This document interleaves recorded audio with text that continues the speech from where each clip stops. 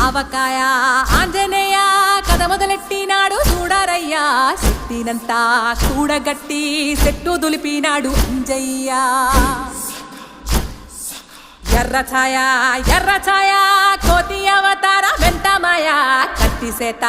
పట్టకుండా కాయ కోసినాడు కపిలయ్య